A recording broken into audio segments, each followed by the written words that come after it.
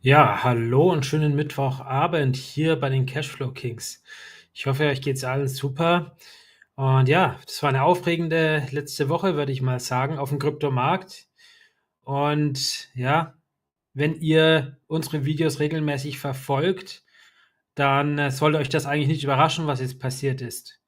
Denn ich habe eigentlich, ja, sehr, sehr häufig darüber geredet, wie bullish wir hier bei den Cashflow Kings auf Bitcoin sind. Bitcoin, Bitcoin, Bitcoin, Trust the Universe, macht die Bitcoin-Strategie, macht Dollar Cost Average in Bitcoin, nicht rumtraden und shorten und sonst wie, sondern regelmäßig jede Woche, jeden Monat Festbetrag reinsparen in den Bitcoin. Ja, so haben wir gesprochen und ja, ich hoffe, der ein oder andere von euch hat darauf auch gehört und vielleicht auch das gemacht, dann würde er jetzt wahrscheinlich sehr, sehr glücklich dastehen. Und ja, dann möchte ich an der Stelle auch denjenigen von euch auch gratulieren. Ja, also ihr seht, viele YouTuber lagen komplett falsch. Die haben gedacht, jetzt wird es doch mal richtig nach unten gehen, auf Richtung 24.000, auf 22.000 vielleicht, sogar noch tiefer und haben wirklich ja, den, den Teufel an die Wand gemalt. Das, was ich immer gesagt habe, Leute, wir haben jetzt zwei bullische Ereignisse. Ja? Wir haben einerseits das Halving im nächsten Jahr und zweitens, wir haben den Bitcoin-ETF. Und da ist die Downside absolut begrenzt. Das heißt, es gilt jetzt wirklich nur auf die Vorbereitung auf diesen Bullenmarkt, auf diese bullische Events hin. Klar, ich habe auch gesagt, das Makro-Environment, die Zinspolitik, all diese Dinge sind nicht super günstig im Moment. Aber wie gesagt, allein diese zwei Events sind auf jeden Fall sehr, sehr bullish für den Kryptomarkt. Und es ist ja völlig klar, dass Bitcoin dann höher stehen wird, als es jetzt ist, dann, ne? Nach diesen Events. Ganz unabhängig davon, was der Markt so macht. Und ja, jetzt schauen wir mal kurz mal in den Markt hier rein. Jetzt schauen wir den Bitcoin an. Jetzt ist natürlich die Frage, wie geht es weiter hier beim Bitcoin? Ihr seht, super stark gestiegen, 30% in den letzten 14 Tagen. Und über das ganze Jahr hinweg 73,1%. Ja, also brutal stark. Und ein wichtiger Faktor hier ist, nicht nur, dass diese ETFs jetzt wieder mehr ein Thema sind, sondern dass anscheinend es auch Beweise gibt, dass BlackRock aktiv Bitcoin kauft. Und BlackRock, wissen wir, wenn die kaufen, dann kaufen die wirklich in größeren Mengen. Das sind das gleich mal Milliardenbeträge oder zumindest Multimillionenbeträge. Ja? Und da wird jeder Dip, den es jetzt gibt, sozusagen auch ruckzuck aufgekauft. Und weil BlackRock das macht, werden alle anderen das jetzt auch machen, weil sie eben alle wissen, okay, tief fallen kann er nicht, wenn so ein starker Käufer da ist, der wirklich bei jeder Gelegenheit jetzt hier weiter kauft und nachkauft. Von der SEC gab es auch weitere super positive Signale. Und ja, das ist der Grund, warum man jetzt hier weiterhin bullish sein kann. Trotzdem übertreibt es nicht, macht Dollars Cost Average. Leute, macht Dollar Cost Average. Wenn ihr aus Deutschland seid und habt ein Jahr Haltefrist, ihr könnt natürlich auch überlegen, vielleicht einfach steuerfreie Gewinne rauszunehmen und solche Geschichten. Das ist auch möglich. Aber grundsätzlich Dollar Cost Average ist nach wie vor das Richtige. Ja, okay. Jetzt möchte ich mit euch ein Video kurz anschauen, wo ich auch wieder so ein bisschen Reaction dazu machen werde, Kommentar dazu machen werde. So, das werde ich jetzt hier mal teilen. Das ist von einem YouTuber, Krypto-YouTuber, den ich sehr, sehr schätze. Im letzten Video habe ich gesagt, welche Krypto-YouTuber ich gut finde und er gehört auf jeden Fall dazu. Und deshalb, ja, schauen wir uns das kurz an.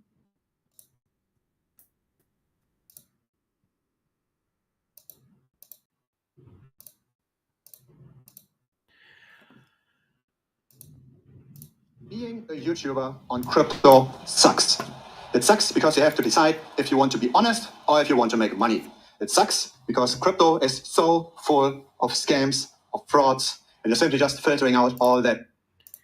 Ich mache mal Subtitles auf. Trash. Now I've got a few notes here, but don't expect this to be a groundbreaking video showing you the light in how to do social media or how to do crypto. This is simply just me ranting and telling you actually what's going on behind the scenes almost, right? If you do this every day. The first problem I have being a crypto YouTuber is that 90% minimum, maybe even 99% of altcoins suck. You analyze an altcoin and the likelihood of you picking a loser is incredibly high. The likelihood of you finding a massive flaw is super high because the people that launch these projects, they mainly do this for themselves, right? They've got a lot of inflation, maybe in the token, where they pay themselves out, take out liquidity from the market, maybe complete scams altogether. So you make a video about altcoin, the likelihood that it's critical, if you are honest, is very, very high. So you end up bashing altcoins in pretty much any video. And then you get comments on those videos as in what do you actually want to buy? I only see you being so critical of these altcoins. What can we actually buy? And there's a point. There is almost nothing to buy. So it's a joke, right? You make a video to tell the public, honestly, don't buy this because the circulating supply will triple in the next 6 months. This thing will go down, at least relative to Bitcoin. And then you get people under the video that tell you, oh, this is all FUD, ignore this, we will all go to the moon. Because obviously the people that find this video, they search for the altcoin, right? They're probably investors in the altcoin. And so they're not interested in people talking trash about the altcoin. But if the altcoin is trash, then that's the kind of response you get. So you have to be either honest or you join the dark side and you share this altcoin, right? You get a lot of likes, you get a lot of comments, you get subscribers, you get exposure by YouTube because of all of this positive feedback by the people. And in the end, the people get wrecked. Also, grundsätzlich, ihr seht viele YouTuber und die mit den meisten Likes und Klicks immer bekommen, sind die am aggressivsten irgendwelche Scheißcoins, Altcoins rausschreien, wie Marktschreier und sagen, das wird 100x, das wird 10x machen, die kriegen am meisten Aufmerksamkeit. Wenn einer sagt, nein, der Coin ist Schrott oder das ist Schrott oder nur über Bitcoin spricht, der bekommt am wenigsten Aufmerksamkeit auf YouTube. Und wir merken es hier ja auch bei den Cashflow Kings. Wir haben da, weiß ich nicht, 50 Subscriber und nur minimale View-Zahlen, aber bei uns ist halt die Qualität da und das seht ihr, wenn ihr den Sachen bei uns halt gefolgt wärt, hättet ihr halt Geld gemacht. Wenn ihr den anderen folgen würdet, würdet ihr halt wahrscheinlich fetten Verlust machen, gerade als Anfänger. So either you talk honestly out of your heart, or you don't. And if you don't, you make the money, you get the reach, you have a larger channel, people praise you, but it's not in the best interest of the people watching you. So this fundamental conflict of interest sucks. Another fundamental conflict of interest that sucks is that I have to talk about the altcoins. If I make a video about Bitcoin, where most of my crypto money is in, the vast majority, when I just make Bitcoin videos, I get very little new exposure from YouTube because there are so many Bitcoin videos on YouTube. Every second a YouTube video on Bitcoin is being released. So the competition around the keyword Bitcoin is super, super high. So the people that are already subscribed to me, they are watching the Bitcoin videos, obviously, right? They see a notification, they watch it. But people that are not yet my audience, they will not see that video. So the only way I can get new people to find me is to talk about these smaller coins where there's not a lot of content about this yet. So people that search a small altcoin in like 200 place, 300 place, those guys, they will find me because there's not so much content. But then, right, if I'm honest, and I am, I tell them how bad this altcoin is because of reason X, Y, Z. And so then you end up with all this negativity. So you make a video, you get negative comments, you go back to the video, you look at videos published one year or 2 years ago and you see the things you said, they actually came true. Unfortunately, people, they were angry at you, they did lose money. But yeah, you're right, but you're not loved for it. That's the reality. Ja, der Bote ist immer der Depp sozusagen, der den Hass abbekommt der Leute. Und wenn man den Leuten erklärt, ja, gerade den Leuten, die einen Coin gekauft haben und eigentlich nur Bullisches hören wollen und Positives hören wollen und die dann was Negatives hören, die bekommen dann halt entsprechend einen Hass ab oder Negatives entsprechend von diesen Leuten ab. Und ja, wenn er nur über Bitcoin spricht, dann hat er mega Konkurrenz und viele große YouTube-Kanäle, obwohl er auch einen großen Kanal hat oder mittelgroß mit 30.000 Subscribern. Geht er komplett unter mit Bitcoin-Content. And then, so you get these negative comments, that's number one. Or alternatively, also very nice, you get these bot comments. You get hundreds and hundreds of bot comments. And it used to be worse. Now it's a little bit better because I added a few filter words. And so the cryptocurrencies that get pushed all the time, they at least get completely filtered out. But a lot of the comments still are bot comments. And so it's very often these scam comments, right? So, for example, I made money with professional trader XYZ on Telegram. I made 10 Bitcoin in the last month. Contact this person. That's a very common scam. Another scam is simply just spam promotion of a certain coin that you can then block by the coin name. There's tons of different comment spam and scams. And so the YouTube comment section becomes almost useless. And I like to get feedback from you guys, right? I like to see real natural comments. But that's the truth, especially as a crypto YouTuber, you get all that trash. And that sucks. And let's say you make it far enough, right? You join the Bitcoin Strategy Telegram group. We've got a Telegram group. I read through this all the time. I try to be in direct contact with the community that watches more than just one video. So you're joining the Telegram. All is fine. Then again, you get spam messages or scam messages, both of them. Because there are these people, these bots that join, and that even though I have a capture blocker on there, there's still some scammers that get through this, and they post, yeah, invest in this crappy thing or invest in this airdrop or whatever it is, use that website. You have to clean that up all the time, because otherwise the whole Telegram group gets useless. I tell you, right, this is a rant video. This is not a video of positivity. This is not, something objective. I'm simply just showing you how it is. I simply just describe what's going on. If you join the Telegram group as well, right, what will you get? You will get direct messages from all of those scammers, because I can't identify every single scammer. Right? So whoever joins the Telegram group, the scammer will message these people and will try to sell fake investments. Right? They will try to get you out of your crypto. Again, nothing I can do about this. So I know people within the Bitcoin Strategy Telegram group that got scammed. And probably now this is going down to a degree, because the people that are now joining, that are now following crypto, they've been in the space for a while, and so they know the tricks and they're more suspicious. So probably the scammers make less money, but it's still very much prevalent. And once we see another bull run, I can already see how all these new joiners will get scammed from this as well. It's not fun. It's not fun. And then you've got also very nice, sarcasm, right? You get impersonation, people pretending to be me. Accounts with my face. That's happens in Telegram. It also is very common in Discord.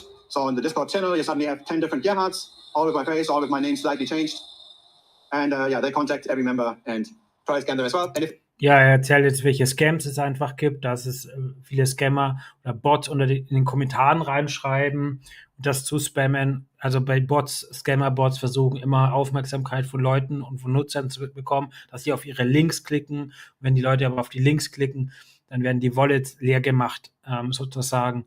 Oder es gibt Scammer, die ihn mimiken, also die ihn sozusagen impersonalisieren, also sein Bild nehmen und einen Account erstellen, der so aussieht wie er auf Discord, auf Telegram, und von dort aus die Leute anschreiben, als wer er ist, und dann auch nach ihren Passwörtern fragen, Seed Phrase fragen oder ihnen Links schicken, damit die Wallets gedraint werden. If they're successful, people might even think that was me. I actually had this once. I had a member that joined Premium that then insulted me suddenly in an email. And I was like, what's going on? How can I help? What's the problem? And then he said, like, you promised me when I do XYZ, when I do leave a comment or so, that there's a lucky draw, and you told me that I won the lucky draw. Where are my $200? So this happened. Like, it's so annoying. Unfortunately, some people fall for this, and then it directly reflects on me because, people think it was me. Anyway, what else can I rant about? Yeah, the problem with crypto in general is that it's very hard to align interests. It's very hard to build something of trust, because the whole space itself is so full of issues. It's full of compromised influencers, people like YouTubers, right, that promote a certain altcoin that got maybe money to promote that altcoin, but then obviously the people that buy into this tend to lose money. So you've got compromised influencers, you've got fake coins. Have you ever seen when you go to DBank? DBank is a platform where you can see your assets on a wallet across all different chains. So let's say you put in your wallet address, you can see, okay, I've got that many Bitcoin on the Binance Smart Chain, that many Ethereum on the Arbitrum chain, etc. So DBank shows you an overview of all of this. You can then look in the transactions tab. What kind of transactions have you done in the past? At least half of those transactions are bullshit airdrop transactions. They're transactions with maybe a website name in them, where you then maybe see that transaction and say, oh, I go to this website, maybe I have to swap those airdrops coins and get some money. That's another scam. Right? So you then go to this website that got this airdrop in your wallet, you approve a transaction, boom, your money is out. Also wenn von eurer dezentralen Wallet, wenn ihr da diese Transactions seht, da habt ihr jede Menge Scam-Transactions, also betrügerische Transaktionen, wo euch irgendwas geschickt wird, damit ihr irgendeinen Link klickt, und sowas sollte man halt einfach ignorieren. Oft wird es auch gekennzeichnet, aber da muss man mega aufpassen. Man muss wirklich nur das, was man selber weiß, was man getan hat, geswappt hat, gekauft hat auf der Chain, nur das ist halt das Echte. Scam after scam after scam, right? This is the Wild West. And when it all started off 2 or 3 years ago, there was way less scammers. But the problem is there are so many countries where the income is so low that even if you work your whole month on a scam and you only pull out $100 from this might already be worth it for them. And so doing scams, unfortunately, is too profitable. And it doesn't even have to be that profitable. It's too profitable to go away.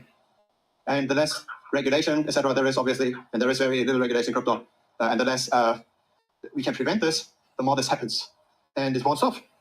Phishing websites is another thing, right? You get an email. If you're a customer with Centralized Exchange, you probably got a few phishing emails as well. And so right here, or whatever it is, right? Some fake login page that you get redirected to, you put in your credentials, and then your funds are all drained because the hacker in the background created an API key to do as many transactions as they want. And so your one single failed login kills all your funds, despite thinking that every transaction has to be OTP confirmed. It doesn't have to if the hacker simply just creates an API key. Fake customer support, another thing. So I got this from a premium member, unfortunately. He had funds stuck in Coinbase. And Coinbase is notorious for having zero customer support, pretty much. So your funds are stuck, you can't get your money out, you want to get some help. If you email them directly on the website, nothing helps. You put something on so this happened with that member, you put something on their Facebook group, and then another account pretending to be Coinbase support replies you. Yeah, and then you can already measure what went on. Person lost the money. Fake NFTs is another nice thing. What about EV? Maybe I've never heard of that. That's the problem with this whole crypto space. I like making money with crypto. And the way to make money with crypto usually is to be the contrarian. And the contrarian is not to buy any of those altcoins, it's to short all of those altcoins, right? That's how you make the money. Or it's to be part of the people that extract value from the ecosystem. But the problem is the more extractors are in the system, the more people extract value from the system, the harder it is for the individual that jumps on to make money, which then means that it takes more and more adoption just for the regular guy to make a bit of profit. So MEV. Also das gilt jetzt vor allem für den Bärenmarkt, dass bei Altcoins, bei kleinen zentralisierten Altcoins, wo ein Team dahinter ist, das den Coin kontrolliert komplett, dass diesen versuchen, so viel wie möglich an Geldern aus diesem Coin rauszuziehen, also Investorengeldern letztlich, ja. Und ein Team hat meistens bereits von vornherein eine Anzahl von Token verfügbar und die werden das halt mit der Zeit immer weiter den Preis dumpen. Und auch wenn es mal eine Rallye gibt, dann geht es halt auch korrigiert das schnell wieder nach unten. Und über die Zeit, während dem Bärenmarkt allerdings gilt das hauptsächlich, wird der Markt immer mehr geflutet mit diesen Token. Und dadurch ist ja das Angebot immer größer, die Nachfrage bleibt klein. Im Bärenmarkt bleibt die Nachfrage einfach klein und der Token fällt einfach immer weiter und immer tiefer. Und eine Möglichkeit, was er sagt, ist halt, dass man dann diesen Trend einfach mitgeht und diese Coins dann shortet. What's that? If you do a transaction on chain with a decentralized exchange, that transaction goes through a mempool, so to like a temporary storage. So you submit your transaction to swap something. That does not mean that your swap directly gets executed, right? You have to wait 10, 20, 30 seconds, whatever it is, until your block is confirmed, until your transaction is confirmed. That transaction is lying in the mempool somewhere. It's lying in a publicly visible transaction pool. So if you've got a transaction that's large enough that moves the price, it might make sense for other people to outbid you with gas. Right? When you do a transaction, you always have to pay a gas fee. But when your transaction moves the price, somebody else wants to buy just before you, to then afterwards sell after you. And they can do the purchase before you by submitting their transaction with more gas, by outbidding you for the transaction fee. So that other person's transaction gets prioritized because they paid more for the transaction. It will be prioritized by the miners. And so what they then do is sandwich attacks or front-running attacks. You again get a worse price, somebody gets a regular stream of income because they have these MEV bots, miner extractable value bots. Yeah, and you have to then again warn the people from this. So you have a very long evolution of skills that you have to acquire not to fall victim for any of this. And I fell victim to MEV bots. I didn't fall victim to scams or to spam or whatever it is, right? I didn't fall victim to any of that stupid stuff. But it's very easy if you have no idea what you're doing when you do a transaction of, say, $5,000 on a small altcoin, that you maybe move the price by 5%. And suddenly you're wondering, why did you actually get a 5% worse price than was indicated on the UI? And the reason is there was this MEV bot that bought just before you and sold after you. You got victim to a front-run attack.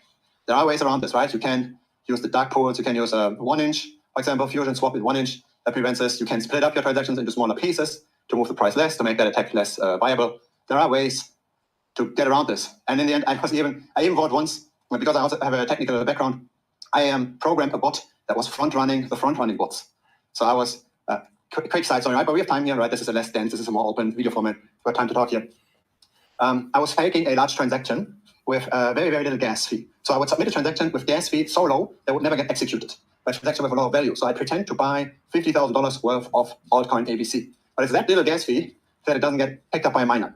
Now the stupid front-run bots that don't look at the gas fee, Also es gibt halt auch den möglichen Scam, wenn ihr für einen sehr kleinen Coin einen großen Betrag kauft oder verkauft, die also sozusagen direkt eine sehr große Preisbewegung auslöst, weil nur wenig Liquidität da ist. Das heißt, ihr kauft für 5.000, dann ist es gleich mal 5% oder 7% Preisunterschied da.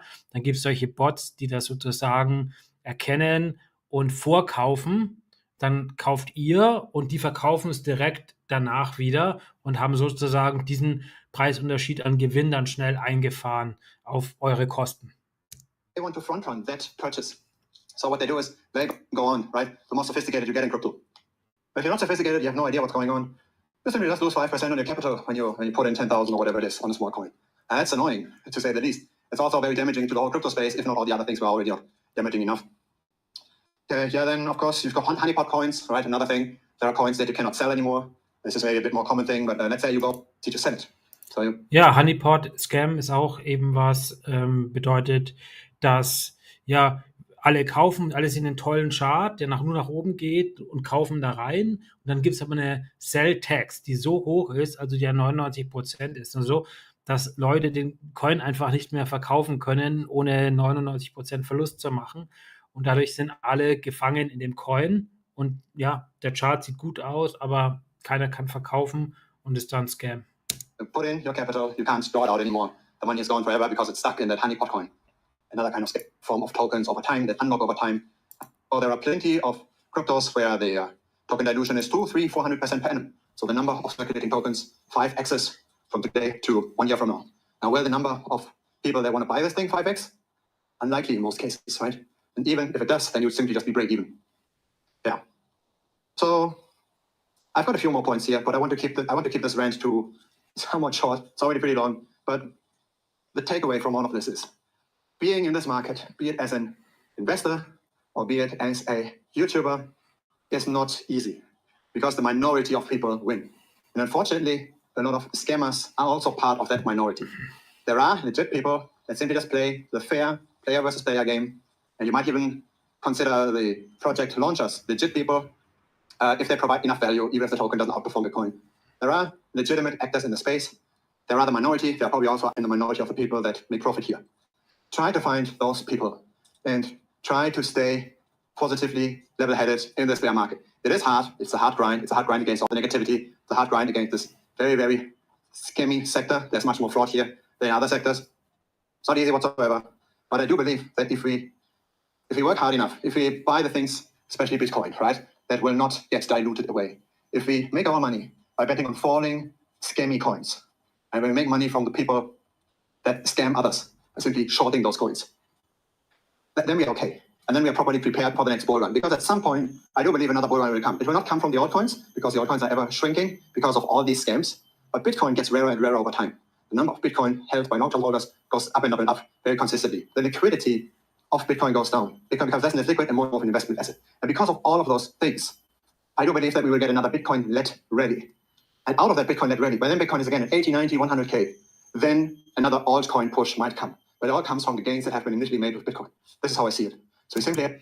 Also Leute, darum, genau was wir sagen, wenn ihr jetzt nicht super Experten seid und all diese Scams und diese Tokenomics-Geschichten von euch aus kennt, dann verliert ihr höchstwahrscheinlich auch nur in diesem Game gegen die Leute, die sich besser auskennen als ihr oder die diese Projekte kontrollieren. Und ja, von daher, wer auf Nummer sicher gehen will, der kauft Bitcoin, macht Dollar Cost Average in Bitcoin, vielleicht auch Ethereum. Wir mögen auch Ethereum, wir machen auch Ethereum, Bitcoin und Ethereum. Und ja, hodelt das durch, ja. Also ein paar Jahre. Und ihr seht, die Massenadaption oder die größere Adaption wird kommen mit BlackRock und allem drum und dran. Es sieht gut aus. Die Zukunft sieht wirklich gut aus. You have to go through this bear market. You can't stand all the psychological stress of all of this crap that's going on. It's totally fine. Simply buy Bitcoin, forget about it. If you want to generate alpha, though, in this market, it's possible. It's an inefficient market, but it comes with headache. And most importantly of all of this, right, don't sell your integrity. Because if you're in it for the long haul and you're selling your soul by buying out, right, by selling altcoins that will simply just generate losses for your followers. You'll lose trust, and then you don't do it for the long term. I'm in here for the long term. I'm very likely going to continue to hold my Bitcoin 10 years from now. I don't know if I'm going to trade any altcoins then, but as long as altcoin trading is still active and you can make money from falling altcoins, which most altcoins do, then I'm in for that alpha as well. But Okay. Ja, das war's für heute. Ich hoffe, das hat euch gefallen. Und ja, dann sehen wir uns nächste Woche wieder. Bis dahin, ciao.